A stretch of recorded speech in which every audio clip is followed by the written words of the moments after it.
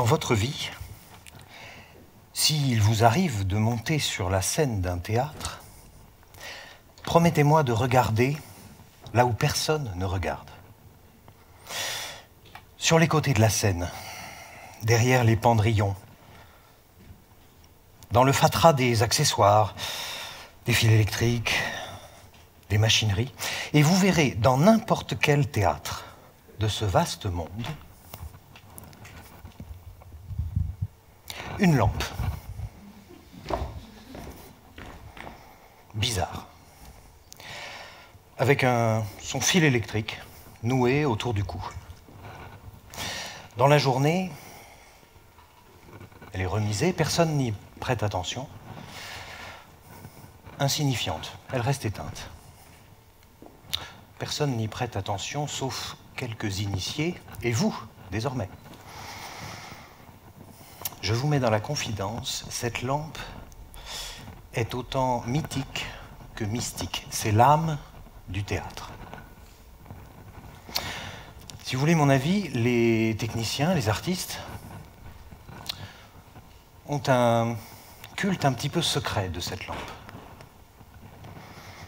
Et en même temps, très respectueux d'elle. Jamais vu, jamais écouté, jamais applaudi, et pourtant toujours sur scène. Pauvrette, paradoxe. La plupart des spectateurs l'ignorent, mais quand la journée est finie, le dernier électricien ou régisseur de la salle la pose sur le devant de la scène. Elle est très simplement fabriquée, une ampoule, une douille, un morceau de tuyau, une base suffisamment lourde et solide, son fil électrique et sa prise.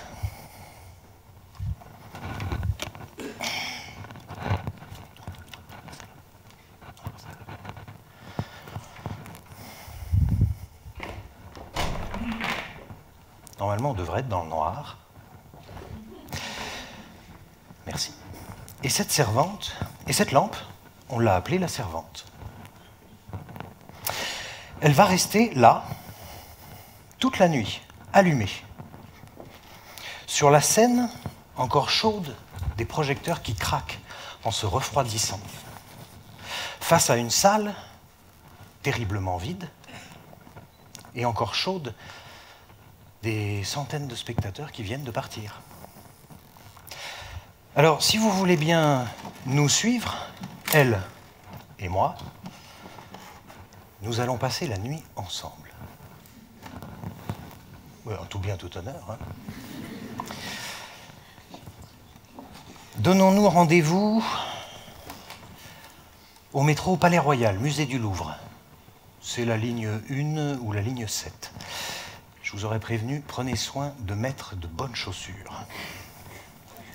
Nous y croiserons les derniers artistes, les derniers techniciens qui sortent par une petite porte dérobée près des grilles des jardins du Palais Royal.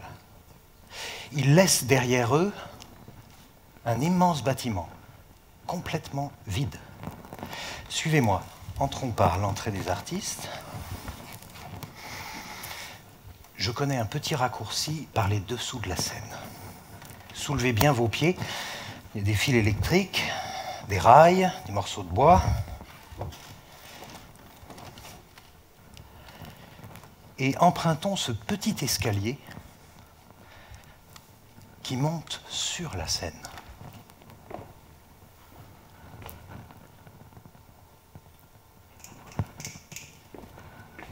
La voici.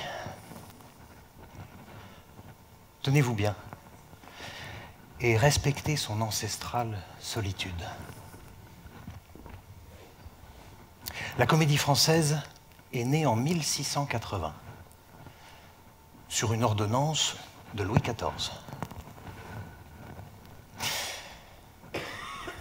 Vous avez devant vous, sur cette photo, 340 ans d'histoire.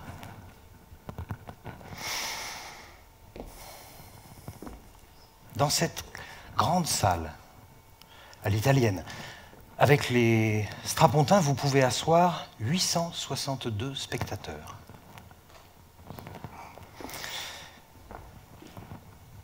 Et bien qu'il n'y ait personne, on va avoir chaud toute la nuit.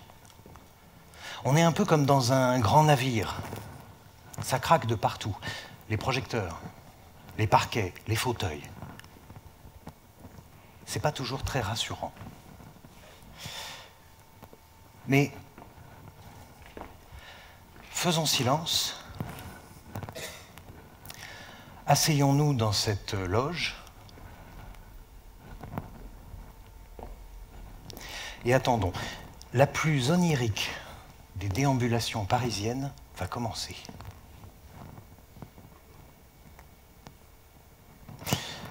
La voici qui grimpe à la corbeille, devant l'emblème de la Comédie Française, la ruche, et devant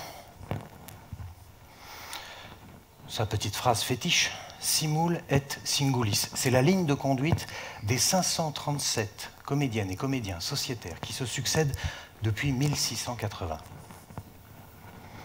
Simul et singulis, qui veut dire être ensemble et rester soi-même. Mais ne tardons pas, et la voici qui file dans les dessous.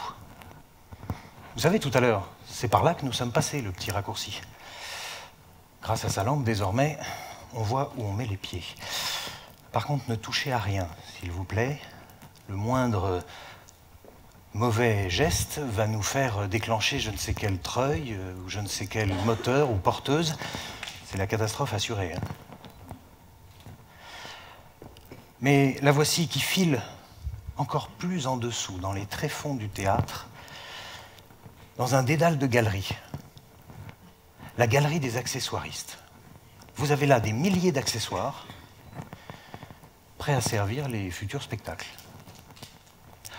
C'est un joyeux désordre, hein. Mais chacun sait où sont les accessoires. C'est pas compliqué, vous prenez les accessoires les plus lourds en bas et les plus légers touchent pratiquement le plafond. Alors c'est des accessoires de théâtre.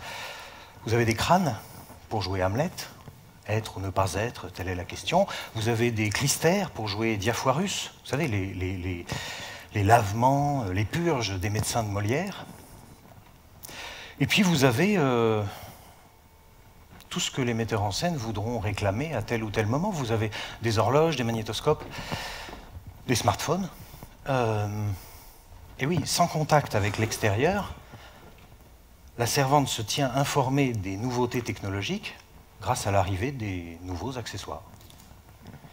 La voilà d'un bond qui grimpe sur les toits de la maison. Comptez quand même 11 étages, 198 marches. Oui, je vous avais dit de mettre de bonnes chaussures. Il est l'heure pour la servante de saluer une autre grande dame qui veille la nuit, la Tour Eiffel. Alors la Tour Eiffel, c'est une grande sœur par la taille, mais c'est une gamine par son âge. La servante avait déjà 200 ans quand elle a vu construire la Tour Eiffel. La servante sait bien que la Tour Eiffel est connue du monde entier. L'impudence de cette jeune tour qui se fait photographier par n'importe qui. L'impudence de cette jeune tour ne rend pas jalouse notre petite servante. Ça heurte plutôt sa délicate pudeur. Quelques étages plus bas, nous voici dans le bureau de l'administrateur général, actuellement occupé par Éric Ruff. C'est ici, dans le plus grand des secrets, que se dessinent et se décident les programmations des saisons à venir. Quels sont les spectacles que va jouer la troupe des comédiens français? Comment répartir les rôles de 60 comédiennes et comédiens qui vont jouer une vingtaine de spectacles en alternance dans la saison, le tout dans 3 salles différentes? Ça va nous faire un joyeux fichier Excel, cette affaire. Mais surtout, pour l'administrateur, comment nourrir l'appétit glouton, la soif de modernité du public, des équipes artistiques, des journalistes. Soif de modernité et en même temps faire perdurer l'héritage de cette vénérable troupe. Tenez, à propos d'héritage, la voici qui file par la galerie des bustes, au bout de laquelle elle marque l'arrêt, entre deux portes, devant le fauteuil du patron. Oui, le patron, la figure tutélaire de la Comédie Française. Molière.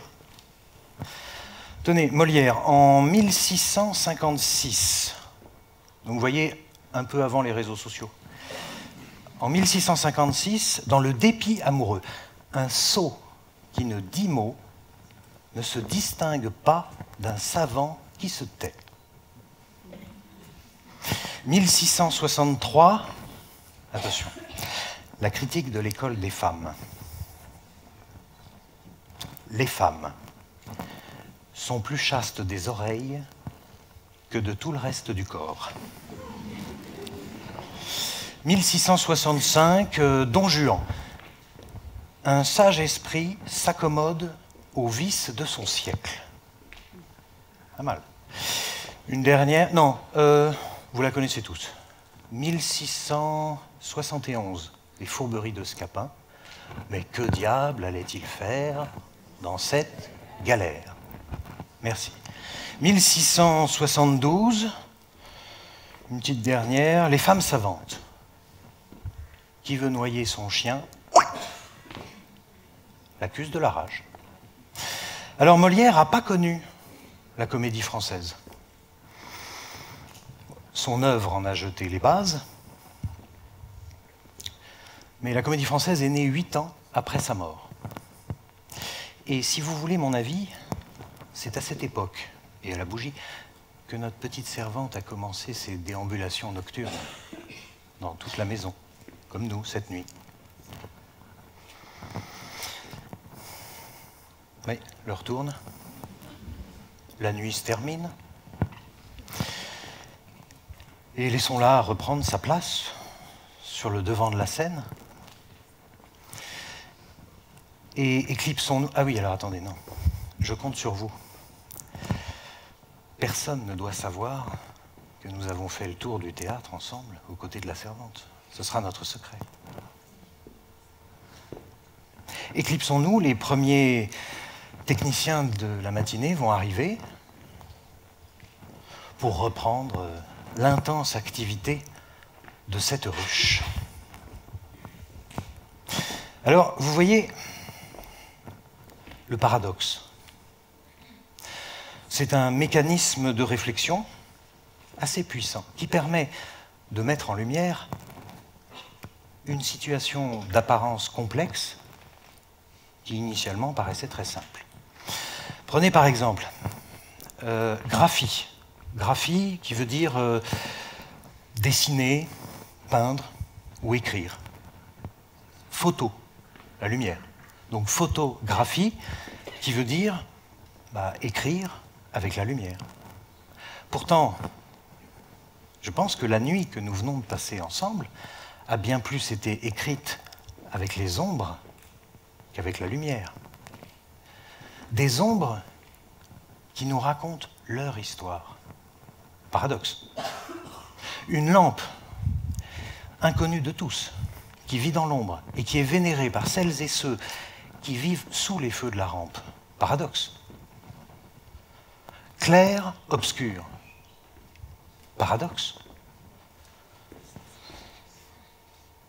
On a vu, Louis, 5 sens et plus encore, paradoxe.